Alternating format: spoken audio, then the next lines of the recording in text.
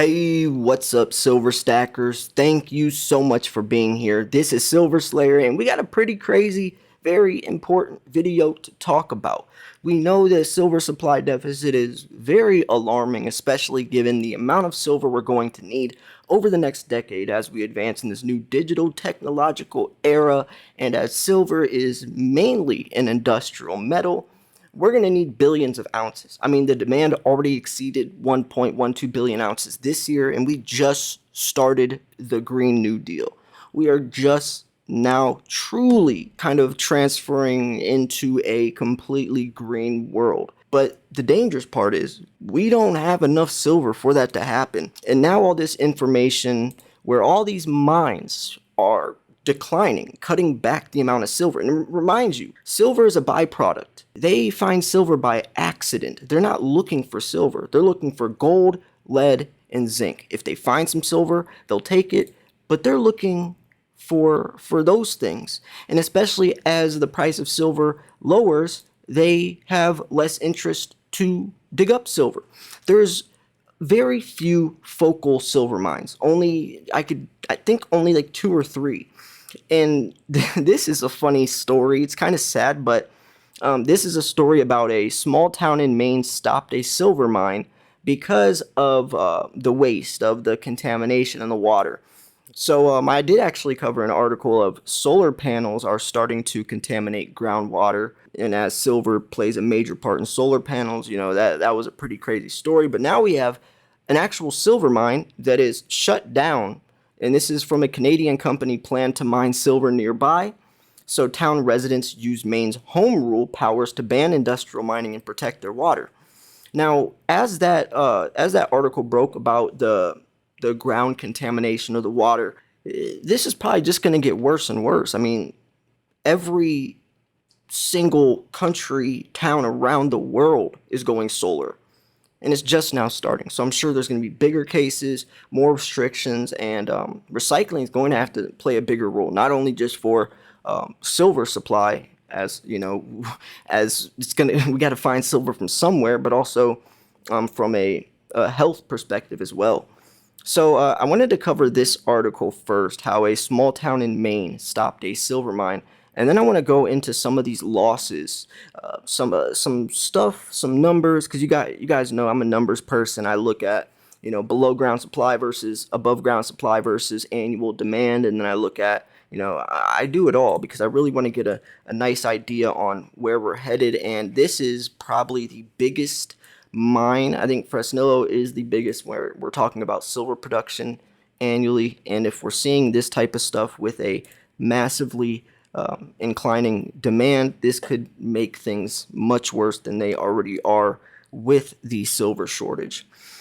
So the link to these three articles will be in the description. I am starting to get towards the 60,000 subscriber mark, so I'll be doing an entry video shortly where I'll post a video, let everyone enter, and the winner is going to win a massive amount of silver. Maybe I'll throw in like maybe 2 or 3 winners that will all win a massive amount of silver. Don't want to miss it, so make sure you subscribe for that reason alone. You should subscribe because I post daily silver videos. So, how a small town in Maine stopped a silver mine.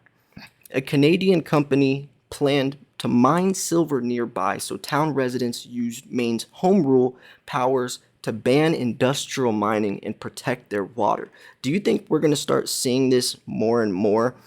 As we're trying to go green, it's helping, the environment, but then it's actually kind of hurting the environment. And you're going to see environmentalists who's probably pro-green, but it's a very contradicting situation, right? Trying to go green is actually hurting the environment. So anyways, one May evening, residents packed into a Pembroke meeting room to decide the future of their town. On the agenda, should Pembroke ban industrial metal mining? And I've actually, now that I cover this, when I was covering the solar panel article that was contaminating groundwater, a lot of people were saying that solar is actually extremely dangerous and hazardous. It's not as, and it's a money thing. It's not as, perked up as people try to portray it. Let's go green, save the planet. A lot of it's money tactics, which not surprising, but a lot of it is seriously hazardous when we're talking about how many solar panels, all these EVs, all the scraps, and what are we going to do with it? And it's just a messy situation, and I'm sure it's going to cause more controversy. At the end of the day, we know one thing: we don't have enough silver for it. So the coalition of farmers, environmentalists, and retirees who had called the vote wasn't sure what to expect. Pembroke, a town of fewer than 900, isn't exactly a liberal stronghold.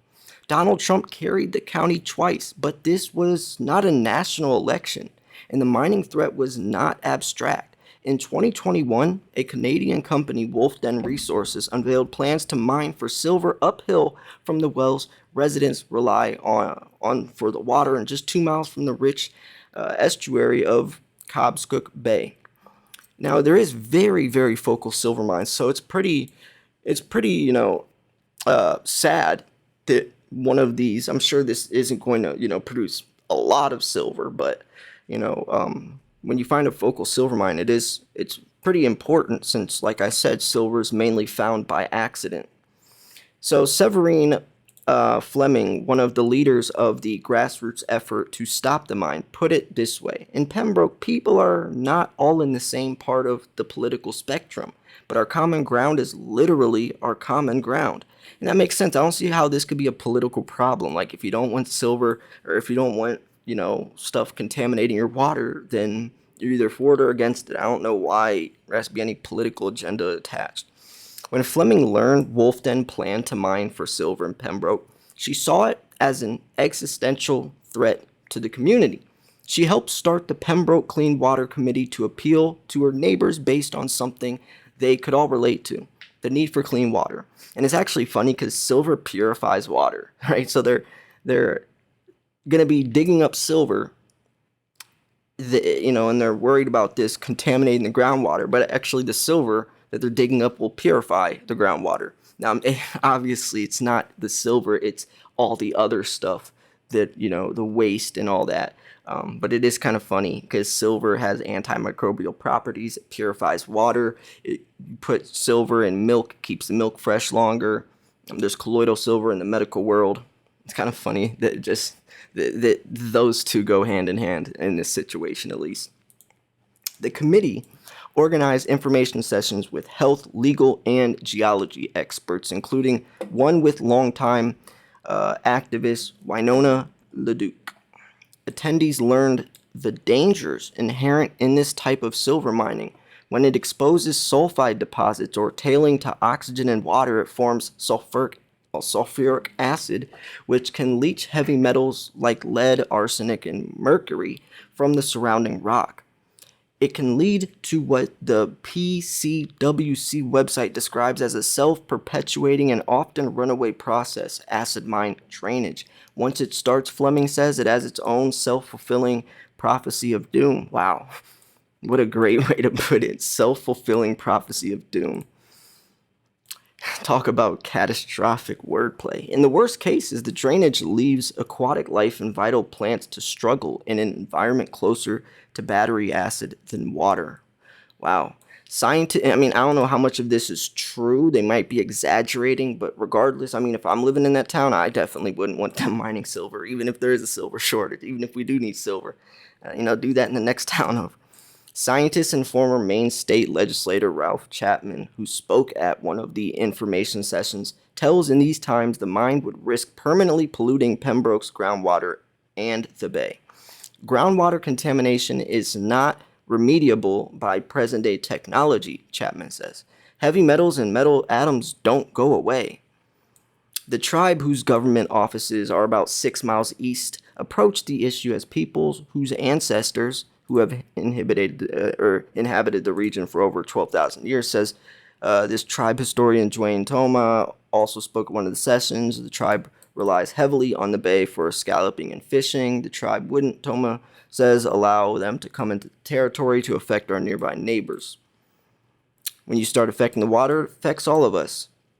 So I don't want to go too much in the story. The whole point of this is, the mining. So let's go into some of the mining stuff. Hecla Mining reports second quarter net loss of $13.7 million on lower realized silver and gold prices. And that's what I was talking about. the lower silver goes, the less motivation they have to dig it out of the ground. In return, meaning less silver is produced. In return, meaning that a bigger supply deficit is at, at bay, which is really dangerous because we need silver more than ever right now. Demand exceeded 1 billion ounces. If we're only producing around 800 million, there's only so much in the reserves, and actually the COMEX vaults are empty. And I can't even imagine how many billions of ounces by like the year 2030 we'll need, and I can guarantee we won't be able to produce that much, especially since most silver's thrown away, a very short half-life, unlike gold, where it's recycled and re-scrapped. I mean, every ounce of silver that gets dug up, probably thrown away within a couple decades, max. That ounce of silver that gets dug up, thrown away a couple decades. The ounce of gold that gets dug up stays in circulation for probably a century because it's remelted into more necklaces or coins or earrings. And since it's 90 times more valuable, that's 90 more reasons of why people are going to sell it and scrap it and melt it back down into others. Where no one's going to pawn a necklace or go scrap a necklace for $2.50 out of a drawer. They'll do that with gold.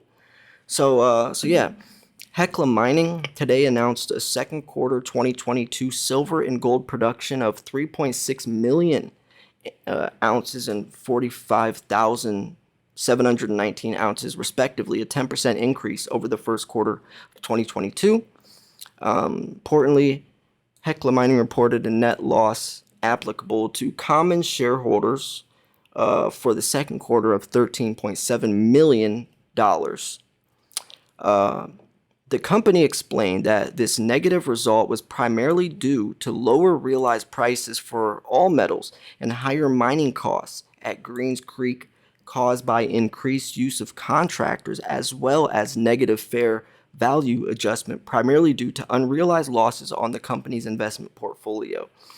And that's another thing people don't incorporate when they're looking at like mine production. They say, well, mine production is going to pick up by the year 2026. But there's so many other factors like what we just said. They didn't realize that this negative fair value adjustment, primarily due to unrealized losses, would also play a role in how much silver they dig out. So, you got to incorporate so many factors. But we do know one factor is the more technology we use, the more silver we need. And that is a variable that you can't try to just, adjust. You have to look at that perspective as a fact. So I did want to mention something else though. So right here, there's when you're looking at mines, there's gonna have to be some type of change, mining innovation. Right now, silver's hard to find. I mean, silver is rare. It comes out of the ground 8-1, but it's still rare. Some people were saying it's actually just as rare as gold. We just look more for gold.